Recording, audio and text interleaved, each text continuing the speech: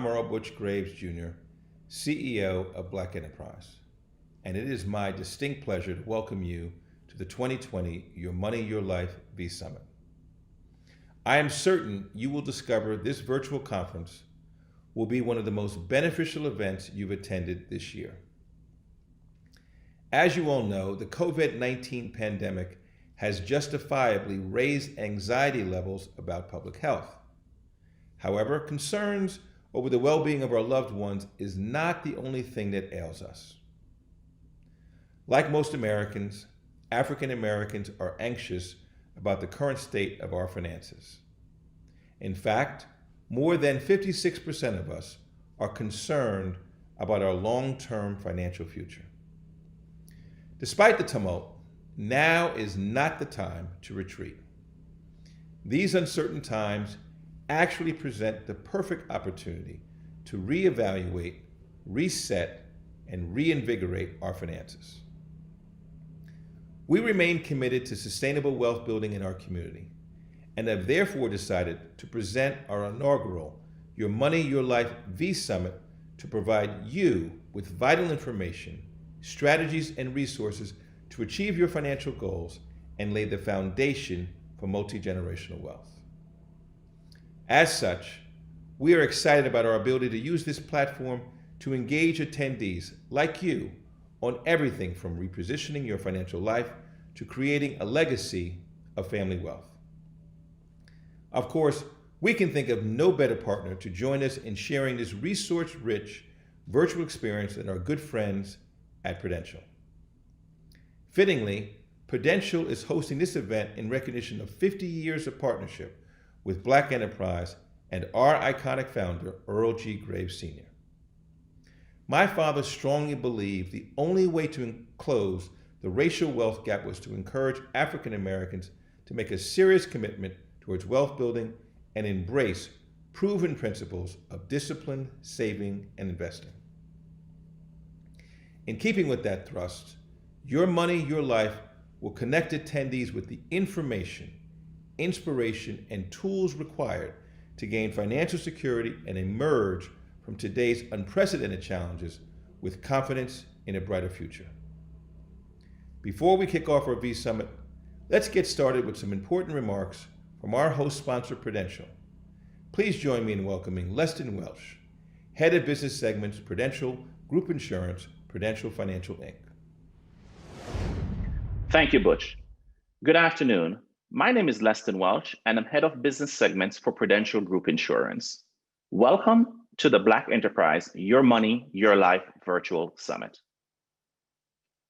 First, let me say congratulations to the entire Black Enterprise family as we celebrate the 50th anniversary of this iconic brand. I'm proud to say that in 1970, Prudential was one of the first corporations to support Earl Graves Sr. as he launched the Black Enterprise empire. He single-handedly created this platform that has become the leader in delivering business news and insights specifically to and for Black Americans. We continue to be inspired by his vision and his legacy. Today, we are delighted to continue to work with Black Enterprise in order to bring you programs that build on the foundation that Mr. Graves established 5 decades ago. While so much has changed in that time, we know that the racial wealth gap in America has not. In fact, it is widening. COVID-19 continues to disproportionately impact Black families and businesses. But even before the pandemic, communities of color were more likely than whites to report a range of financial concerns. Without action, the wealth gap could take 2 centuries to close. We know that Prudential and our peers in the financial services industry have to do a better job to help close that gap, and more specifically, help more Black Americans succeed financially. That's why we are excited to partner with Black Enterprise to bring more financial learning to our community through forums like today's Your Money, Your Life V Summit. Today's virtual conference brings together some of the nation's top financial experts to provide practical information to help you with your biggest financial wellness challenges. Today, you'll hear from some of the brightest financial experts, educators, and thought leaders to help you find paths to build your legacy, take the stress out of money, or give you insights on how to build a business that can withstand the current volatility. To get us started with this afternoon's V Summit is Black Enterprise's Executive Managing Editor, Alisa Gumbs, who will lead the first discussion on financial planning in tough times. Alisa will be joined by Ash Cash, the founder and chief of Mind Right Money, and Delvin Joyce, a financial planner from Prudential. Enjoy today's summit, and please don't forget to have your questions ready for our experts after each session.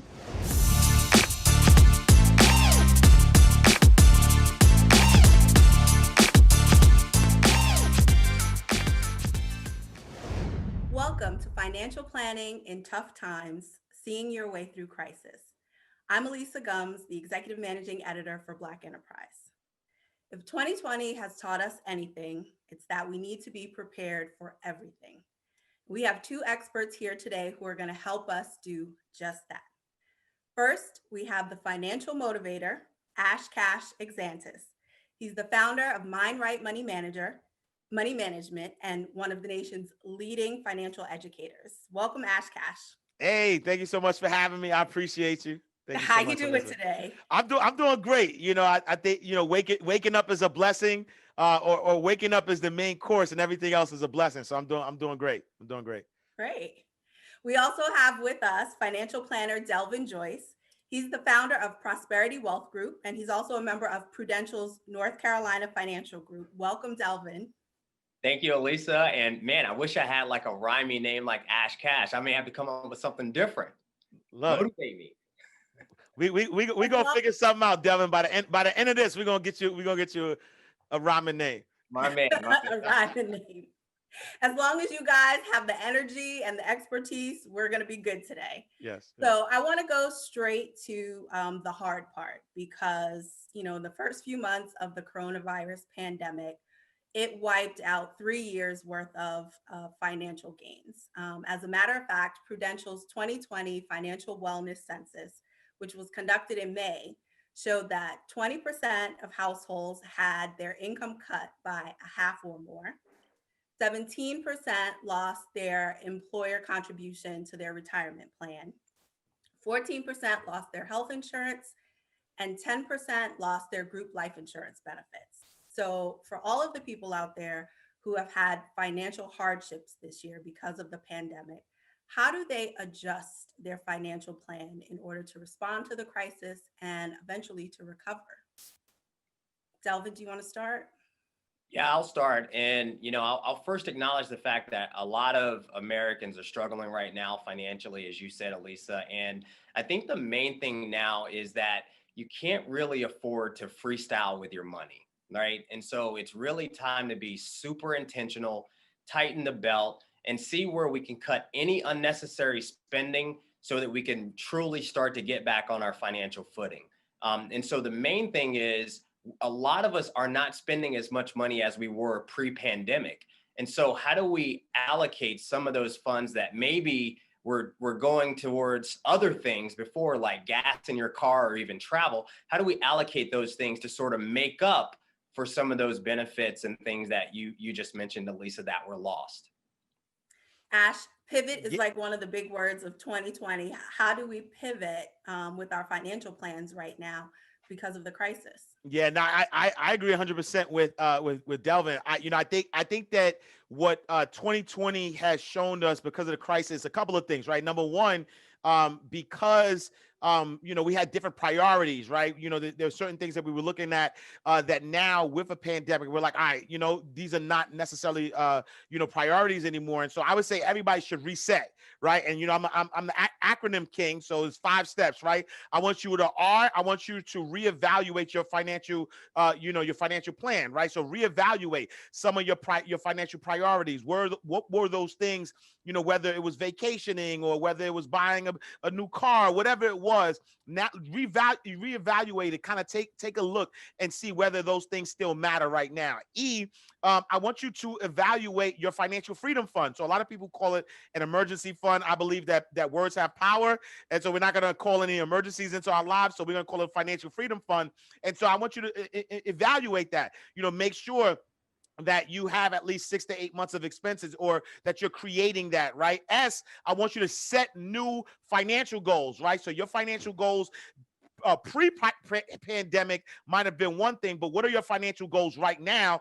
I want you to engage in multiple streams of income, because if you are only focusing on one stream of income, we see with the pandemic that it's not a luxury to have multiple streams of income. It's actually, important, right? That we are, we have multiple streams of income. And then lastly, I want you to take advantage of income protection, right? And so whether that's life insurance, whether that's, disability insurance, but some type of insurance that's going to protect you, because, no one could have predicted 2020 would be what it is. And so now it's time to reevaluate everything and, create a new, right? That's why I call this the great financial reset, because now it's time to reset financially, no matter where you are, whether you're up, you're down, in the middle. Now is the time to really take a look at everything and reset, so that way you can build a strong foundation going forward.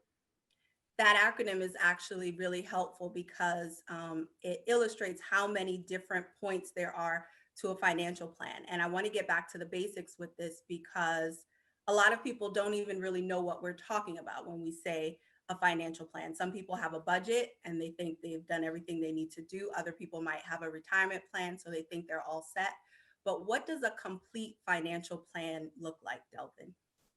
Yeah, so when I talk about financial planning, a lot of times people use two words interchangeably, right? So there's a financial planner and then there's a financial advisor. And the way I typically break it down for people is that if you were to go to a financial advisor with your hopes, dreams, and aspirations, or your worst fears and nightmares, that financial advisor is probably going to present to you some sort of product, right, as the solution to your hopes, dreams, and aspirations, or worst fears and nightmares. But conversely, if you were to take that to a financial planner, they're going to help you to develop a comprehensive strategy, a holistic blueprint for how to accomplish your hopes, dreams, and aspirations, and or mitigate your worst fears and nightmares without bringing products into the mix. And so when I look at financial planning, there's really 4 cornerstones that we're going to review. The first is your cash management and liabilities. So we have to understand the cash flow. So financial planning is telling your money where to go rather than asking where it went. And so we start the plan with cash management and liabilities, and then we go over to something that Ash just talked about, those protection solutions. Everybody wants to grow wealth, but it's also as important to protect that wealth with insurance products and so forth.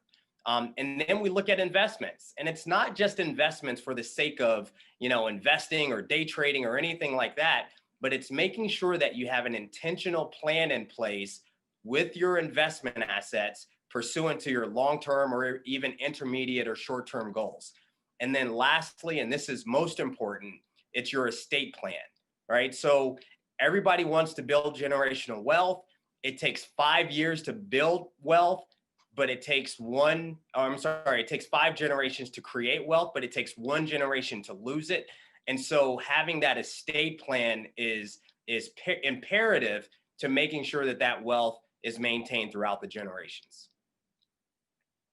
Ash, what are some of the things that you tend to see missing from people's financial plans when we think of people having like a comprehensive view of their finances? Yeah, I think number one, it's really a mindset, right? So that's why I always attack the mindset, because especially in our community, we tend to look at our financial obligation only up until our children get older, and then they're on their own. And I think the mindset of building generational wealth, building family wealth, has to start with the mindset. When you look at your financial plan, it's not just, what's going to make your life the best life right now, but how can you, break the cycle, for your family and the generations to come. And so I think that number one, it's really that mindset. is usually what's missing. Number two, to talk to Delvin's point, it is a comprehensive plan, right? So, do you have a plan that's going to focus on your cash flow? Do you have a plan that's going to focus on, education and growing your assets? And do you have a plan that's going to change the relationship with money, right? Because in our community, we have this, this ideology of money that we always have to work hard for money when, in fact, money should be working hard for us. And so how can we, switch it, right? In the beginning, if you didn't come from money, yes, in the beginning, you're going to have to work hard for money. But once you get to a space of certain, a level of finances, now it's time to switch it. And what can you invest in? What can you protect, right? Because, life insurance and other insurance products are not just, for burial. It's not, it's not just when it's a wealth building tool. And if you use it the right way, you could definitely build wealth. So really just the strategy, the mindset first, but then the strategies that coincide with that mindset, so that we could break, the cycle of generational poverty. How do you get through to people when you talk about that mindset? Delvin said it takes 5 generations to build wealth. You mentioned that a lot of us don't come from money. And so a lot of people think I don't need to have a financial plan, or I don't need to have a financial planner because I don't have anything to plan with. I don't have any money right now, or, I'm so focused on what's going on with my money right this minute, especially this year when people are struggling. So, what do you say to those people? Yeah, I think number one is really about putting the medicine in the candy, because I was a banker for 15 years. I've dealt with high net worth clients. I've dealt with a lot of different clients, and the one thing I realized is that it's called personal finance for a reason, right? That it's personal, and instead of approaching people at the level of my knowledge, let me approach them where they are. And I think there's a bigger conversation now happening in pop culture with our musicians, with business moguls, with a lot of people being a little more transparent about what they're doing to build wealth or what they've done to lose wealth. And I think that if we use those examples of people who have done it, and done it successfully, but also people who have done it and have had missteps, it's more palatable. People could absorb it better, instead of always just looking at the Rockefellers or the people that were like, yeah, they had a railroad, right? But no, let's talk about the Carters. Let's talk about the Combs. You know what I'm saying? Let's talk about the Perrys, right? Let's talk about the Tyler Perrys. I think if we start looking at examples that we could relate to, it makes it easier to say, okay, yeah, that makes sense. Tyler Perry was homeless. He's a billionaire now. And what did it take to get there? But not just from a work ethic perspective, but what is he doing with his money? Is he investing? Like, LeBron James was worth $400 million, right? But how did he get there? He didn't get there just from playing basketball. What are the other things that he did with his money? And then use that high level example and then break it down from an everyday perspective. Delvin?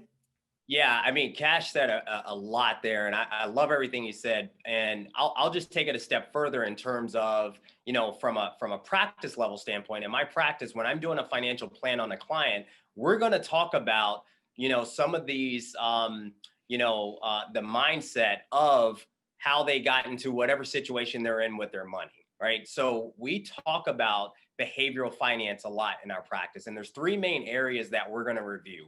The first is going to be locus of control.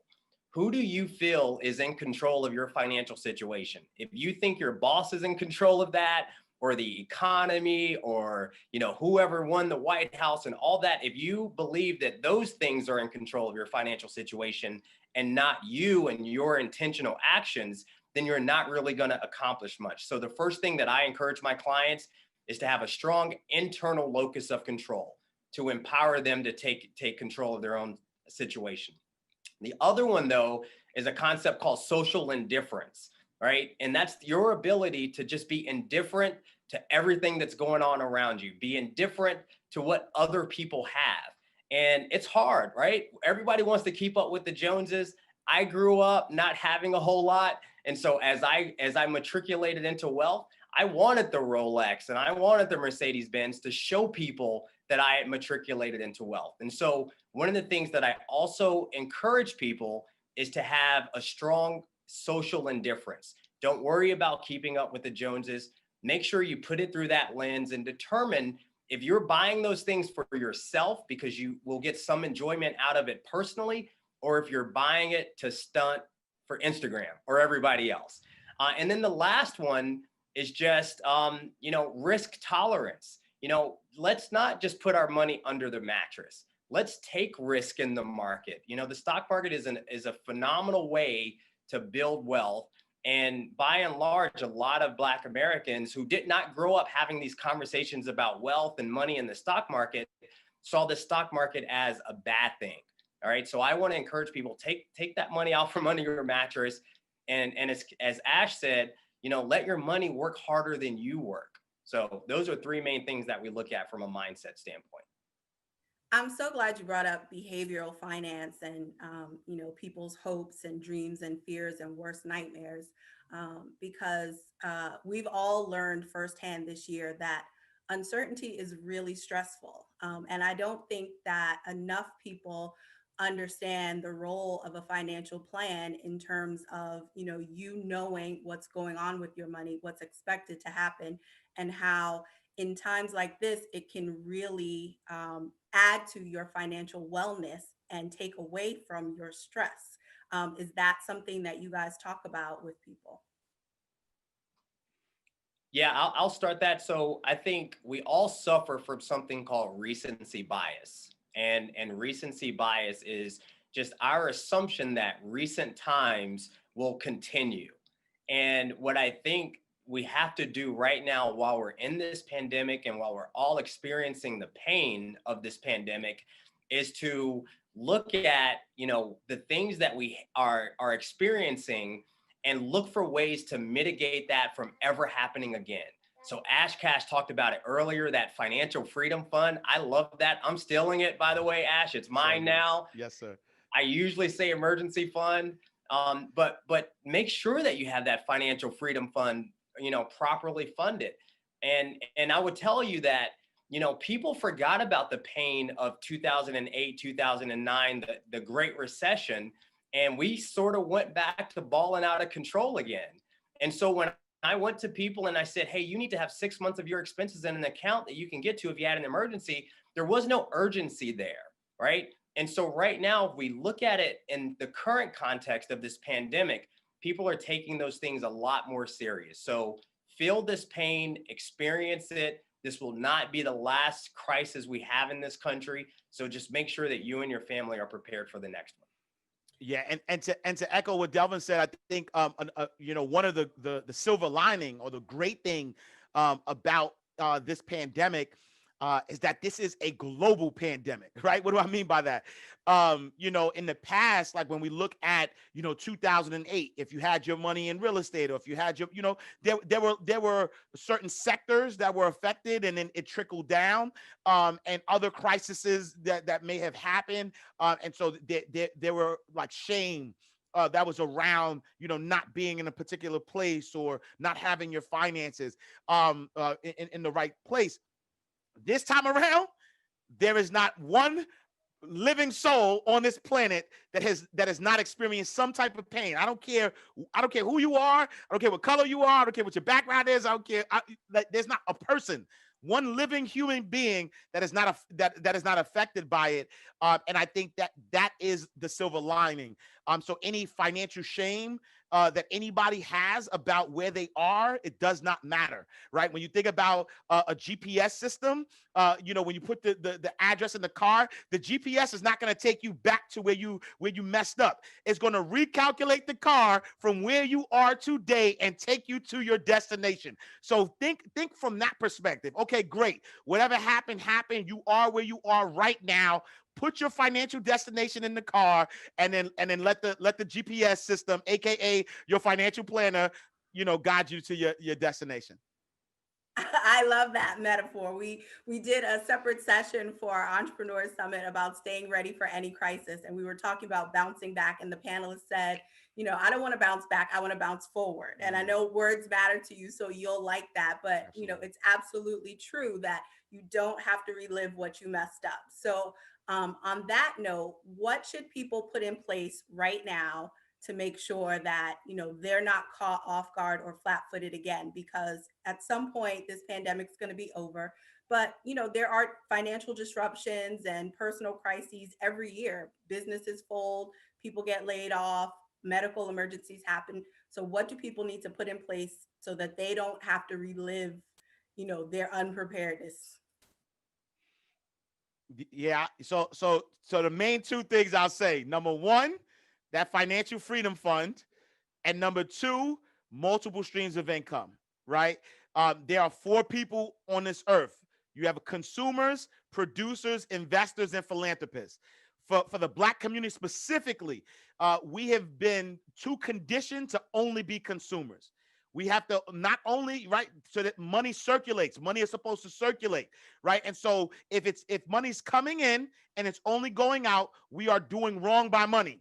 We need to circulate our money. We need to be consumers, but then we also need to produce, right? We also, to create the multiple streams of income, we also need to invest.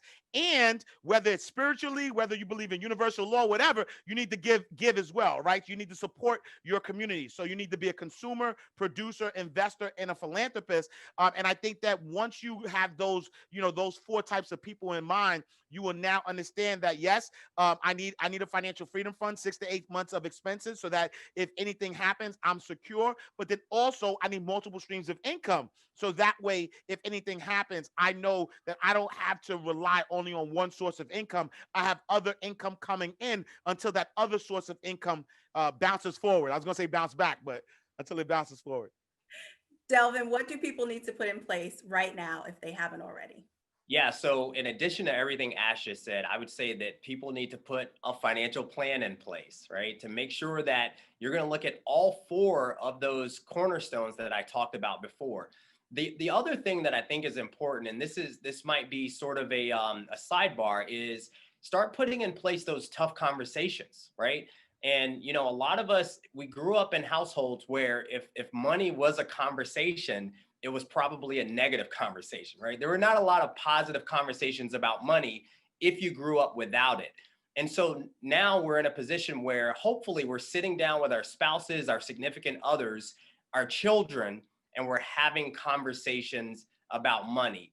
And that transparency will create dialogue so that next time there is some sort of financial crisis, we all know what part we're going to play. We all know exactly where we are. And you'd be surprised how far that would take us in terms of, getting through the crisis.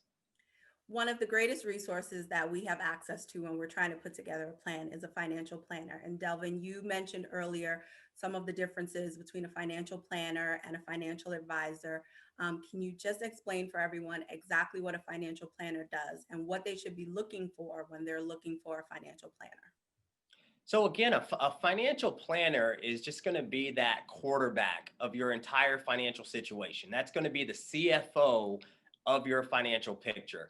And they're just going to sit down objectively without any bias on the same side of the table as you and help you develop a strategy to reach your hopes, dreams, and aspirations. That's it.